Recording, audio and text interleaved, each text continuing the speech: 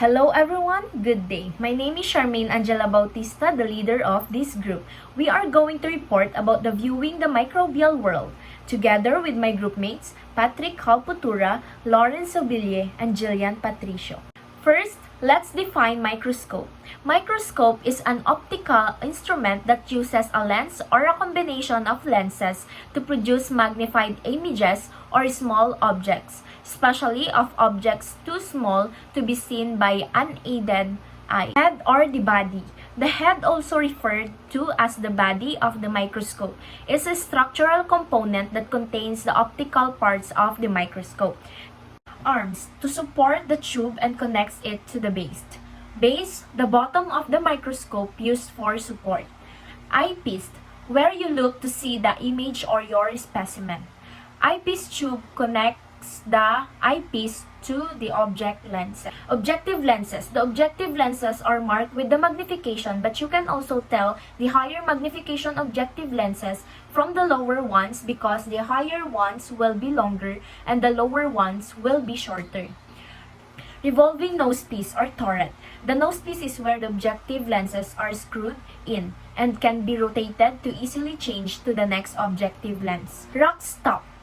A rock stop is a part that prevents the stage from being raised too far and hitting the objective lens. It doesn't take too much to damage an object lens, so this is very important part. Coarse adjustment knobs.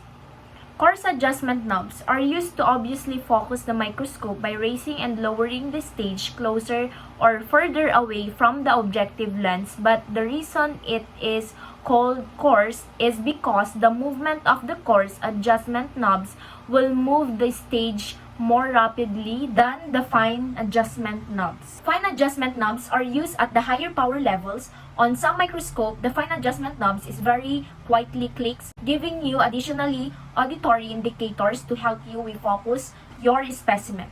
Stage. A mechanical stage consists of slide clips that hold the slide in place and allow you to move the slide left, right, up and down by turning knobs on the stage instead of using your hands to move the slides.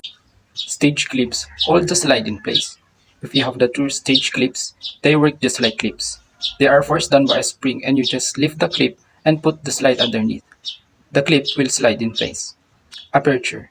The aperture is the hole in the center of the microscope stage where light makes its way into the stage. Illuminator. The illuminator, as you can probably derive from the name, is the light source of the microscope. Most microscopes have a built-in 110-volt steady light source that shines up through the microscope stage aperture.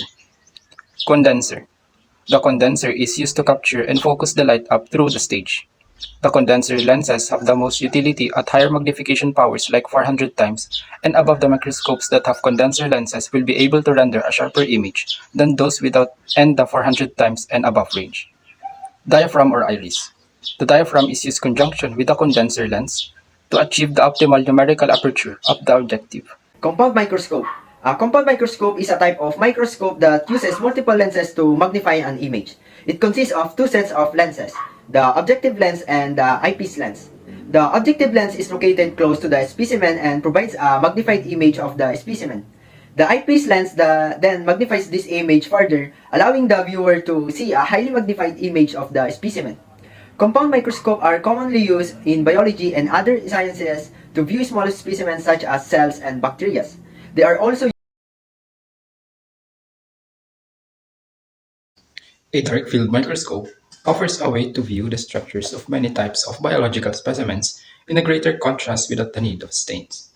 Dark field microscopy can also increase contrast when imaging material samples. A dark field microscope is used to observe transparent specimens that are not visible under a conventional bright field microscope. It utilizes special illumination techniques to create a bright image of the specimen against a dark background.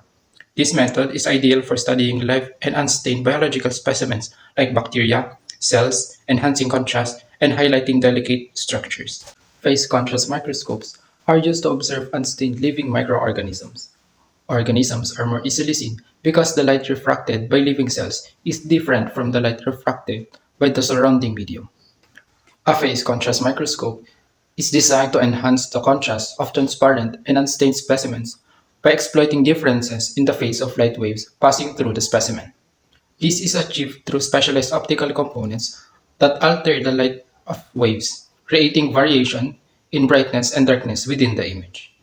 Phase contrast microscopy is commonly used in biological research and medical diagnostics to observe live cells and tissues without the need for staining or fixation. Fluorescence microscope. A fluorescence microscope is a specialized optical microscope that uses fluorescence and phosphorescence to observe specimens. It involves the excitation of fluorophores, causing them to emit light of a longer wavelength, allowing for detailed imaging of biological structures and molecules. Next is the electron microscope. An electron microscope uses a beam of electrons instead of light to magnify structures and provide high-resolution imaging. It surpasses the limitation of traditional light microscope, allowing for the observation of extremely small detail in specimens. Transmission electron microscope. This microscope uses a particle beam of electrons to visualize a specimen and generate a highly magnified image. TEMS can magnify object up to 2 million times, and in order to get a better idea of how small that is, think of how small a cell is. It is no wonder TEMS have become so valuable within the biological and medical field. Next is the scanning electron microscope. This microscope uses electrons instead of light to form an image. Since their development in the early 1950s, scanning electron microscope have developed a new areas of study in the medical and physical science communities. The SEM has allowed researchers to examine a much bigger variety of specimens. Atomic force microscope. An atomic force microscope, or AFM, is a type of microscope that is used to study the surface of a material at the atomic level.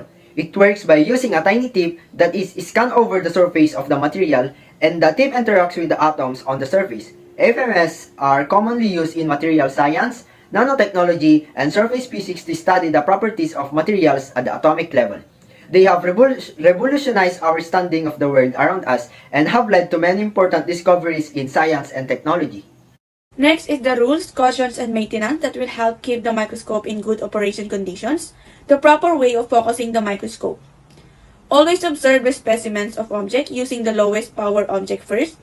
Focus using the quartz adjustment knob to bring the object into focus.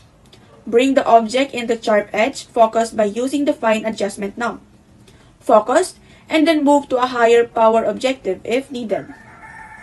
Use only the fine adjustment knob when using the highest, longest power objective. Keep both eyes open to reduce eye strain. Keep eyes slightly above the eyepiece to reduce eyelash interference. To find out the total magnification of the object, multiply the power of the eyepiece lens 10 times by the power of the objective. Rules by handling the microscope to make the microscope in good operating condition. Always use both hands when handling the microscope to ensure a secure grip and to prevent dropping the instrument. Be careful when adjusting the focus and the stage movement to avoid over-tightening or crushing the slide or other specimens. When changing lenses or objectives, be sure to keep the microscope pointed away from your face and avoiding touching the lenses with your fingers. Always use clean and proper prepared slides to avoid contaminating the microscope and damaging the lenses. Clean the microscope's lenses and body parts with lens cleaning solution and lens cleaning tissue. Do not leave the microscope in damp or humid environment as this causes corrosion or mold growth. Use the microscope in a well-lit area to avoid eye strain and take breaks if you feel tired. Do not look directly into the microscope light source or objective lenses as this can cause eye damage. Do not eat, drink, or smoke near the microscope to avoid contamination or accidental damage. Lastly, familiarize yourself with the microscope's instruction manual and follow the manufacturer's guidelines for safe and proper use. That's all. Thank you for listening.